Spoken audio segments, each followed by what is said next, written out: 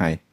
In this video, I am going to show you a very simple process on how to make your sound better using Audacity. So whatever your purpose is, professional voiceover, audiobook narration, content creation voiceover or podcast, you can make your recording way better using the process I am going to show you. This is a 5-step process and there are actually 2 ways to use this process. The first way is kind of automatic and the second way is manual. So you configure everything manually. I will show you the process in detail. So first let me show you how the automatic process works. So this is a recording, this is a raw recording, and if I play it we can understand how it is sounding now. Some people claim that all aerators are created equal. Well, we beg to differ. Ranch works past. Well, you have listened to the raw recording and the volume seems quite low, and I will process this recording just in a click. So see how I do that. I'll select, double click this, and then I'll go to apply macro and select a macro, for example clear vocal, and the audio has improved just in a click. So let's listen to it a bit. Some people claim that all aerators are created equal. Well, we beg to differ. Ranch works pasture aerators are engineered with forward. So you can see that with just a click I have improved the audio a lot, and it is not just increasing the volume. It is increasing the volume and also adjusting the loudness and the balance and EQ, all those things. It has been done in just a click using that macro. So either you can build the macro on your own, or you can use the macro I have already built. In case you are interested to using that macro, you can go to this page and I have this EQs and macro pack. I have 11 different macros and you can use those to make your sound better. So I'll give this link to the description if you are interested on the macro. Also, you can look at the Audacity bundle. The Audacity bundle has those macros and some Audacity courses, and also I provide personal feedback through the courses in the Audacity bundle. So I'll give all the links in the description. If you want, you can check. So let's get back to the Audacity and see the process how to make it better manually. So I'll get back to the original recording. This is the original recording. And this is a 5-step process. The first step is to normalize the audio. The normalize means setting the peak level of the audio. So how do you normalize? You select the audio, you go to effect, and then you go to volume and compression, and then you select normalize. In normalize, you can see the default setting is like this. So in the default settings, we'll just change this peak amplitude. The peak amplitude is -1 here, but we'll set it to -3. So why -3? Because that is the ACX standard. ACX is for audiobook, but you can use that for voiceover, and if you use the ACX standard, then you have a kind of way to measure your audio quality. Before applying this normalize, just see where it stands in terms of ACX. So I have selected the audio and I go to analyze and I go to ACX check, and in ACX check we can see the peak level is -12.78 and the RMS is -32.96, and both these are too low and too quiet. So we will process the audio, and at the end we will get the audio passing all these checks. If your audio passes all these checks in this ACX check, then your audio is kind of technically good. Of course, you have to listen to it to truly measure how your audio is sounding. But if you pass these checks, then your audio is good technically. So as I said, the first step is to use the normalize. I'll go to normalize again. And if I set the peak amplitude as -3, then the peak will be set as -3. You will see that when I set the peak amplitude, the volume of the audio can increase or decrease depending on where it is now. For example, for this audio through the ACX check, we see the peak was -12, and if I set the peak to -3, that will mean that from -12 it is getting to -3. So a 9 dB increase in the peak for this recording. Not every recording will follow this exact amount. Sometimes your peak may be high before you apply the normalize effect. So in that case, the audio will shrink and the volume will decrease. So whatever the case is, you just apply the normalize to -3 and your audio will be on a standard level. So you can see for this audio, the volume has increased, and we can see that through the increase in height in this waveform. So if I go to now ACX check, we can see the peak is now -3, the RMS is now increased, and which is -28.18, but exactly not passing in this range. So we still need a bit of work on this. I will show you the process. And the first step was normalize. The second step is noise reduction. And noise reduction may not be necessary depending on the type of audio you have. For this audio, noise reduction is not extremely necessary at this point because the noise floor is passing, but we will take the noise a bit down, and sometimes you may have a loud hissing noise. So in that case, you will need to use the noise reduction in Audacity. So let me show you how to use the noise reduction in Audacity. To use the noise reduction in Audacity, your first step would be to select a part where you have only noise, no talking parts, only noise. For example, the beginning of this audio, it has just noise, and I'll select that, and I'll go to effect and volume and compression, and noise removal and repair, and noise reduction. So noise reduction is a two-step process. At the first step, you select the noise and you give input to Audacity that this is the noise. Whenever you find a noise like this, you have to remove that. So you can do that by clicking on the get noise profile. Now Audacity has a record of how my noise looks. The second step would be to select all the audio and go to noise reduction again. In this step, you will configure all these sliders. So how much noise you want to reduce, that is the noise reduction slider. Then the sensitivity means how aggressive the algorithm will be to reduce noise. If you set the sensitivity too high, then Audacity will remove noise as soon as it gets a hint of that. But you do not want set the aggression mode, the algorithm, as aggressive as that, because that will actually make your sound quite harsh and quite thin. So sensitivity of 6 works well.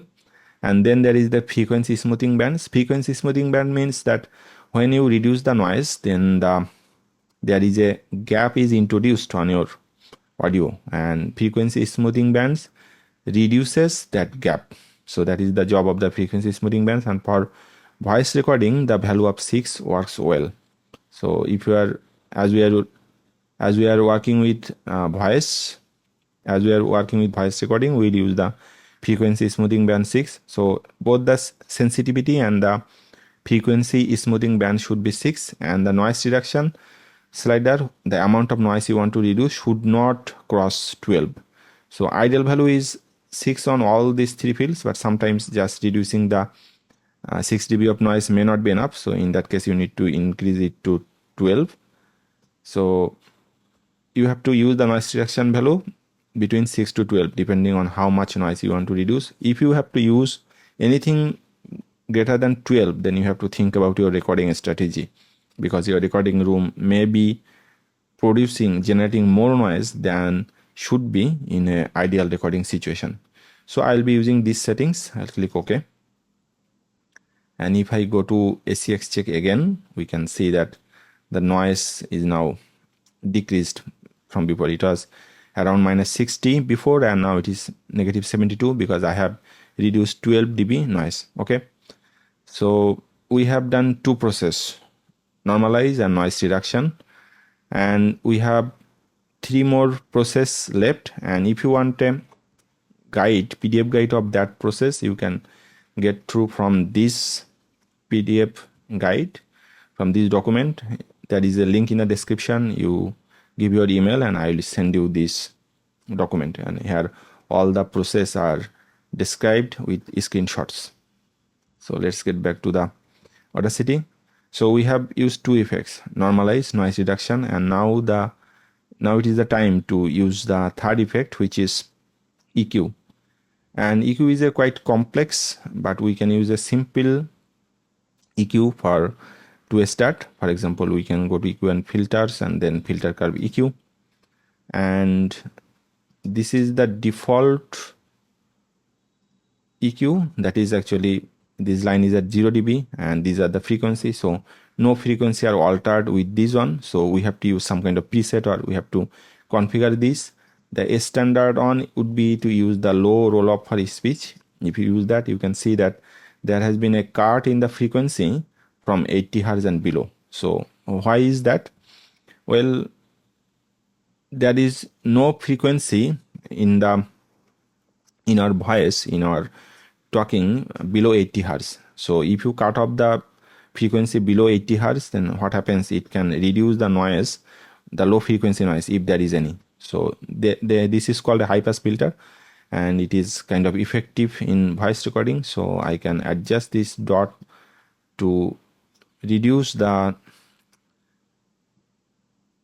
frequency, reduce the volume from 80 Hz, and in people's voice there are no frequency below 80 Hz. So if you say 80 Hz cut off, then all the frequency below 80 Hz will take down if there are any low frequency noise. So this is a good point to start, and this is called a high pass filter.